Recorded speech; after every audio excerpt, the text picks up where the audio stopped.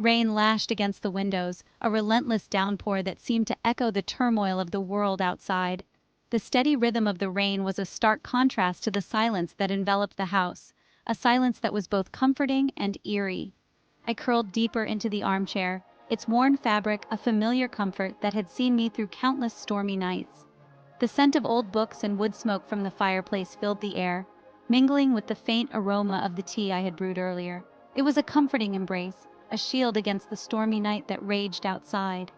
Here, nestled in the heart of my home, I felt an overwhelming sense of safety and security. The walls of this house had always been my fortress, protecting me from the chaos beyond. The world outside, with its chaos and uncertainty, seemed to fade away, replaced by the serene stillness of my sanctuary. The storm was a distant roar, unable to penetrate the peace I had found within these walls. This house, with its creaking floorboards and faded wallpaper, held a charm that was uniquely its own. Each creak and crack was a testament to the years it had stood, a silent witness to the passage of time. Each imperfection whispered stories of time and memory, tales of those who had come before me and left their mark on this place. It was a living, breathing entity, filled with the echoes of the past. It was a haven from the relentless pace of life, a place where I could shed the weight of the world and simply be. Here I could let go of my worries and immerse myself in the tranquility that this house offered. The storm raged on, but I felt strangely at peace, cocooned in the warmth of my solitude. The flickering flames of the fireplace cast a soft glow, adding to the sense of calm that enveloped me. Little did I know that peace was about to shatter. The tranquility I had taken for granted was on the brink of being disrupted, and the sanctuary I had always relied on was about to be tested in ways I could never have imagined. A log shifted in the fireplace, sending a flurry of sparks dancing up the chimney. The warm glow of the fire cast flickering shadows on the walls, creating an ever-changing tapestry of light and dark. The sudden movement drew my gaze from the pages of my book. I had been engrossed in a thrilling mystery, the kind that makes you lose track of time, but now my attention was elsewhere. For a fleeting moment, I thought I saw something move in the reflection of the window.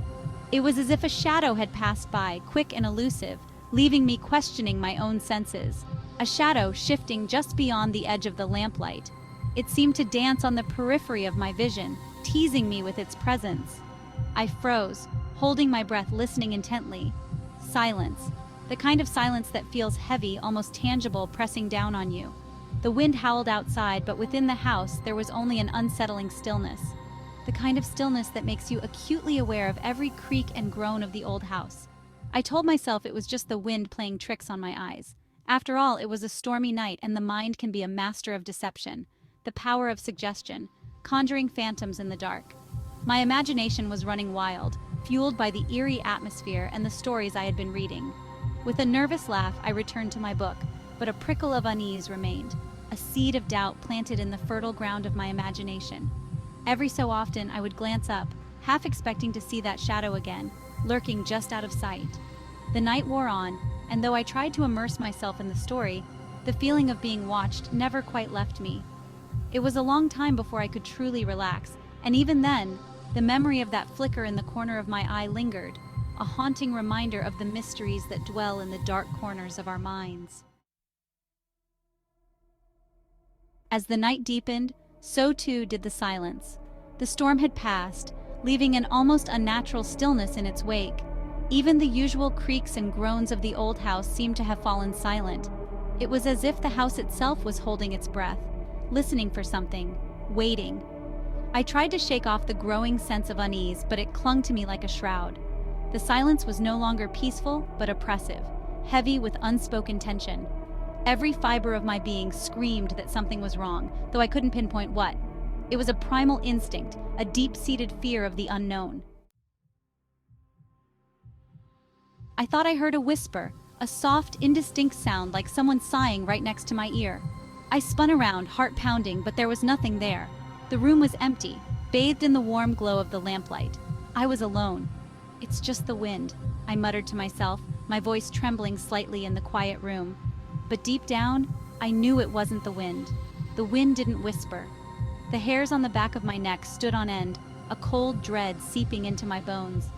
The boundaries of my sanctuary, once so comforting, now felt suffocating, closing in on me.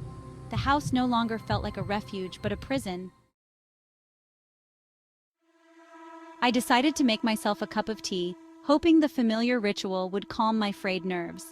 The process of boiling water, selecting the perfect tea bag, and watching the steam rise always had a soothing effect on me.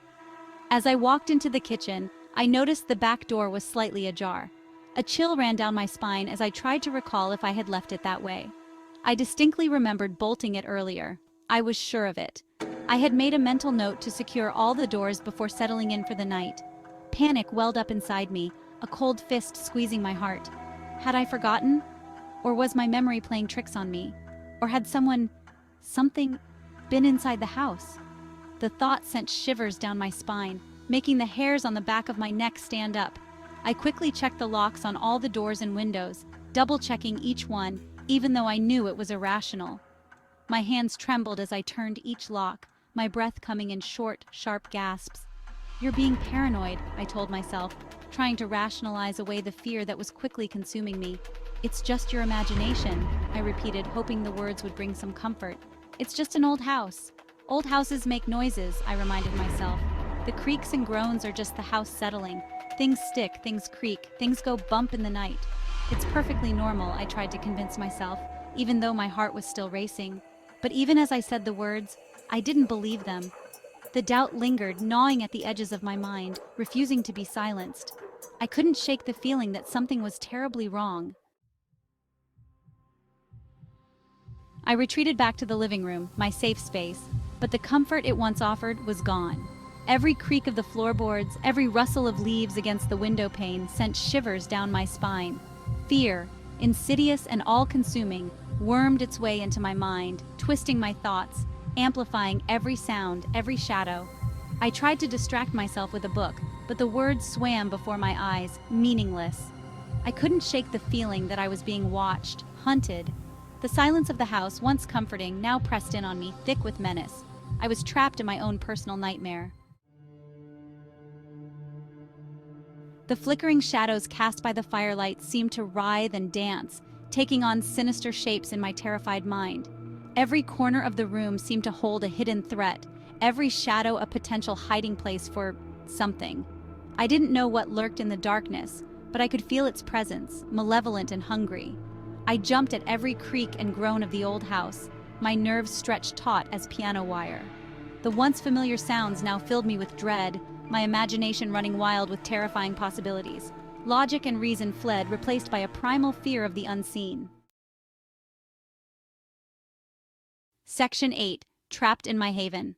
I felt a presence in the room with me, a tangible weight that pressed down on my chest, stealing my breath. The air grew thick and heavy, charged with an unseen energy that made my skin crawl. My sanctuary had become my prison, my safe haven transformed into a haunted house. I was a prisoner of my own fear, paralyzed by the certainty that I was not alone. The silence was broken only by the frantic pounding of my own heart, a drumbeat of terror echoing in my ears. I longed for the comforting sounds of the storm, anything to break the suffocating silence. Section 9. Hide and Seek.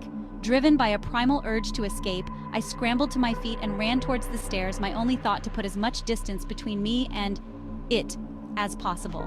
My bare feet slapped against the cold wooden steps, each footfall echoing in the stillness of the house like a death knell. Reaching my bedroom, I slammed the door shut and fumbled for the lock, my hands shaking so badly I could barely turn the key. I threw my weight against the door as if to barricade myself from whatever lurked beyond. The thin barrier of wood offered little comfort, but it was all I had. Section 10.